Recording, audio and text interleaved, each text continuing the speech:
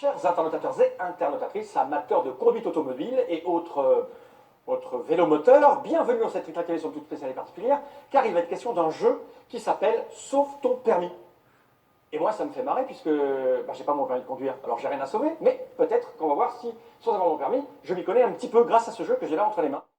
Ce jeu a été développé par monsieur Daniel Jondot, qui est ici présent. Comment ça va, monsieur Daniel? Très très bien, je suis très content d'être avec vous. Ça me fait plaisir, lever un petit peu tôt, mais c'est pour la bonne cause. Parce que moi, j'ai 50 ans et je n'ai pas mon permis. Je n'ai jamais eu besoin de le passer. Donc, je ne suis pas tout à fait au courant de comment ça fonctionne. Pour le moment, le permis de conduire et le code de la route. Exactement. Je sais qu'il faut faire attention quand le truc il est rouge. Sinon, mais c'est tout. Quoi. Là, justement, tu as l'occasion d'apprendre les 200 panneaux de signalisation qui existent dans le code de la route.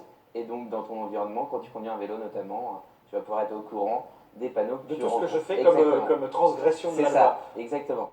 Sur le dé, ici, il y a des symboles. Et il y a surtout une couleur. Rouge, jaune, orange, vert, c'est ça? Violet. Exactement. Ok. Lance. Rouge, orange, c'est ça? Oui, orange. Donc là, il y a des cartes oranges. Voilà, exactement. Ok. Donc là, on en prend une, ici. Donc celle-là, tu peux la montrer. Hop.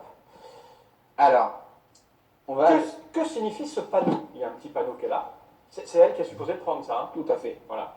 Que signifie ce panneau? Il y a 4 possibilités donc. A. Signalisation d'une antenne relais de téléphone mobile. B. Signalisation de contrôle radar fréquent. C. Signalisation d'un phare maritime. D. Signalisation d'un point de vue. Réponse A, D et D. Ok, on retourne. Et c'est réponse D, donc on perd tous les Ça, deux. le point de vue, mais sans les connaître. Maintenant, je sais pourquoi je ne passe pas le permis. C'est les mecs qui dessinent les logos, c'est n'importe quoi. Comment positionner une échelle sur la galerie qui dépasse de 3 mètres la longueur du véhicule?